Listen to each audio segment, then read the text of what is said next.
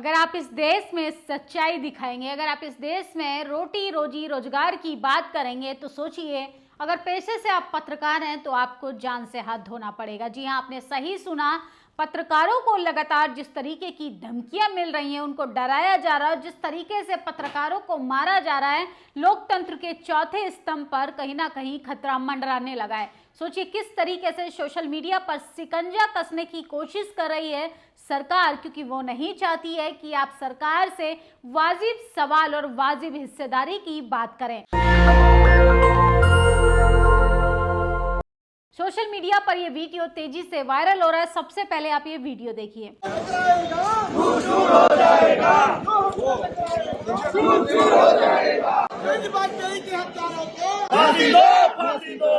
तो देखा आपने वीडियो, किस तरीके से भ्रष्टाचार को उजागर किया था एक पत्रकार ने, और पत्रकारों को भी सुरक्षित महसूस नहीं करवाया जा रहा है, उनके लिए भी धरना प्रदर्शन करना पड़ रहा है। भ्रष्टाचार उजागर करने वाले दैनिक जागरण के पत्रकार को उत्तर प्रदेश में मार दिया जाता है। जगह जगह विरोध प्रदर्शन हो रहे हैं। ये वीडियो जौनपुर के मछली शहर का है। पत्रकार राघवेंद्र वाजपेयी की हत्या के विरोध में मछली शहर तहसील में पत्रकारों ने किया प्रदर्शन। पत्रकार सुरक्षा पर सब चुप्पी साधे हैं। ईमानदारी से पत्रकारिता करने वाले मारे जा रहे हैं। सिस्टम से कहीं कोई हलचल नहीं है, सब कुछ सड़ रहा है। मुर्दों का प्रदेश बन चुका है उत्तर प्रदेश। पत्रकारों से अनुरोध है कि दलाली के पैसे ना कमाए, क्रांति स्थगित कर दें, और ये देश ईमानदारी पत्रकारिता को डिजर्व नहीं करता। हम यूं ही प्रेस फ्रीडम इंडेक्स में 161वें नंबर पर नहीं आते हैं। मरी हुई आत्माएं वाले भ्रष्टाचारी आदेश ईमानदारी सिर्फ किताबों में पढ़ने की आदि है। तो सोचिए, ये पत्रकारों को क्यों मारा जा रहा है, इसका जिम्मेदार और सिर्फ टेलीविजन के वो पत्रकार हैं जिन्होंने नतमस्तक कर दिया है सरकार के सामने खुद को, जिन्होंने कलम की ताकत को नीलाम कर दिया है, जिन्होंने तमाम तानाशाह के सामने घुटने टेक दिए हैं, क्योंकि वो नहीं चाहते हैं कि तमाम सवालों पर सरकार से सवाल पूछा जाए। हाँ, अगर बहुजन समाज के कोई नेता हैं, बहुजन समाज से अगर कोई प्रधानमंत्री बनता है, तो सोचिए किस तरीके से चील कौओं की तरह इस देश का जातिवादी मीडिया उन पर अटैक करने का काम करता है। तमाम बड़ी खबरें हम आपको बताएंगे, लेकिन सोचिए, बात पत्रकारों की थी तो पहले पत्रकारों से ही शुरुआत की जाए। सोचिए किस तरीके से कलम की ताकत को भी सुरक्षित नहीं रख पा रही है भाजपा सरकार। पत्रकारों को डराया जा रहा है, जनता को डराया जा रहा है, युवा को डराया जा रहा है। महिला तो बेचारी इतनी असुरक्षित है कि वो घर से निकलने में भी 10 बार सोचना पड़ता है कि अगले पल क्या हो जाए। वो अलग बात है कि देश के प्रधानमंत्री से लेके गृह मंत्री तक महिला सुरक्षा का डंका बजाते हैं, और उन्हीं के संसदीय क्षेत्रों में महिलाओं के वस्त्र उतार कर निवस्त्र कर उनका बलात्कार किया जाता है। दूसरी खबर हम आपको बताएंगे।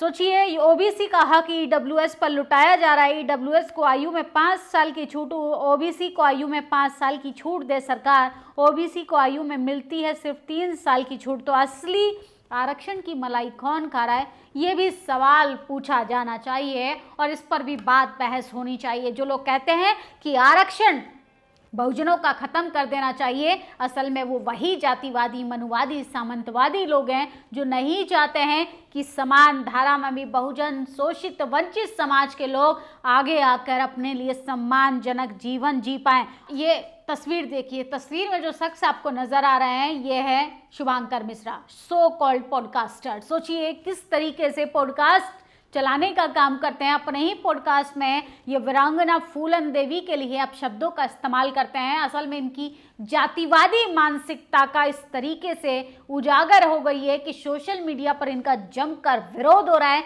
जमकर ट्रोलिंग हो रही है। दिलीप मंडल ने ट्वीट किया, सांसद फूलन देवी के प्रति राष्ट्र की राय राष्ट्रपति के आर नारायण ने इस ऐतिहासिक में निहत है। फूलन देवी सबसे गरीब तबके से संघर्ष की महान प्रतीक थी। वे महिला संघर्ष की शिखर व्यक्तित्व थी। किसी टुच्चे पॉडकास्टर और क्रिमिनल की घटिया टिप्पणी को महत्व ना दिया जाए। तो सोचिए, अपने पॉडकास्ट में बुलाएंगे दलित नेताओं को, दलितों की ही बेइज्जती करेंगे, ओबीसी की ही बेइज्जती करेंगे, माइनॉरिटीज को ही जलील करेंगे, ताकि आप ज्यादा से ज्यादा संख्या में उनके व्यूअर बनकर उनकी टीआरपी को जमीन से आसमान तक पहुंचा दें और वो आपको बेइज्जत कर कर 4 पैसा कमाएंगे। उसी 4 पैसे से आलीशान महल खरीदेंगे, आलीशान गाड़ियों में चलेंगे और वही लोग आपके बच्चों के साथ जातिवाद करेंगे। तो इस महीन जातिवाद को आपको समझना पड़ेगा कि असली जातिवाद अब खेत खलिहानों में नहीं है। वो लोग तो जेल जा रहे हैं जो घोड़ी चढ़ने पे, मूछ रखने पे, मटका छूने पर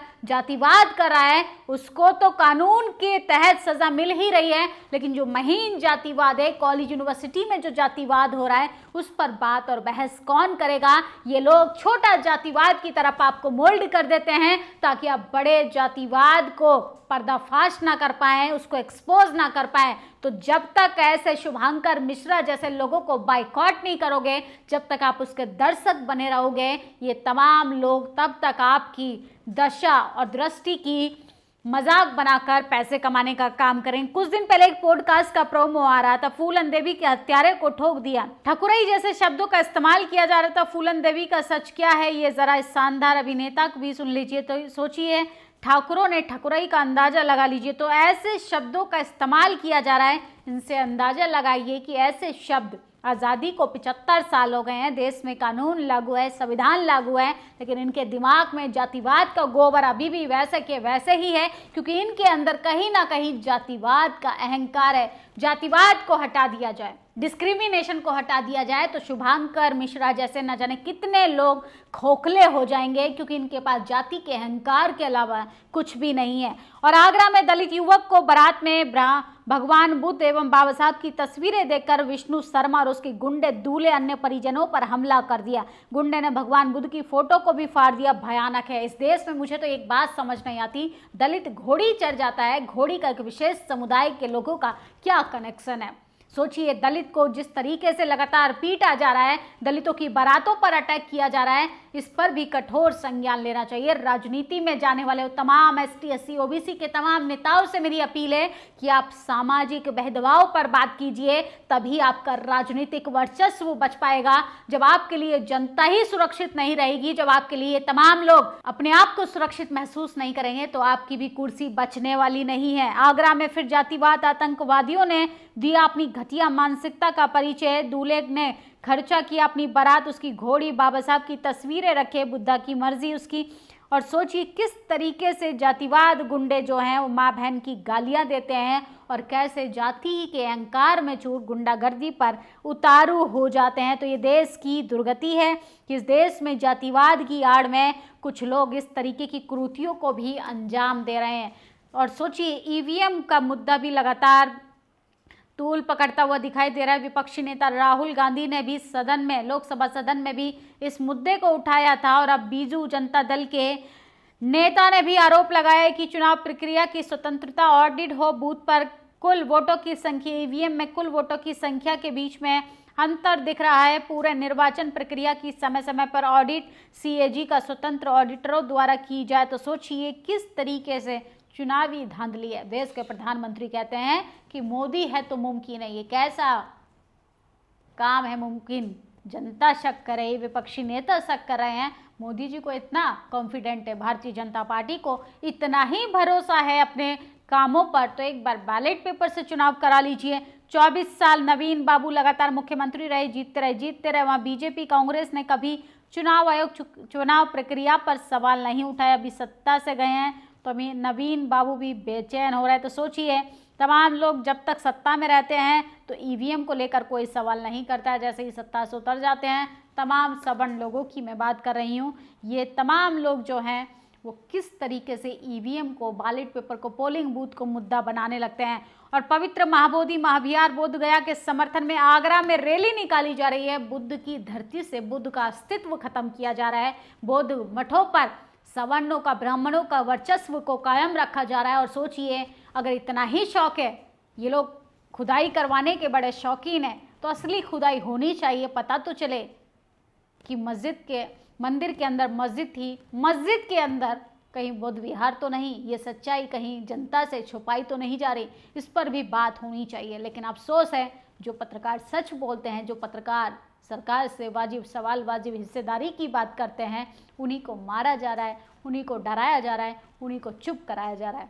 आपकी इस खबर पर क्या प्रतिक्रिया, कमेंट बॉक्स में जरूर बताइएगा। शुक्रिया। नेशनल दस्तक की आपसे गुजारिश है कि अगर इसको बचाना चाहते हैं तो नेशनल दस्तक को सब्सक्राइब करने के लिए रेड कलर के सब्सक्राइब बटन को दबाएं, फिर बेल आइकन की घंटी दबाएं। नेशनल दस्तक को बचाने के लिए बहुत जरूरी है कि हर खबर को शेयर करें, लाइक करें, कमेंट जरूर करें।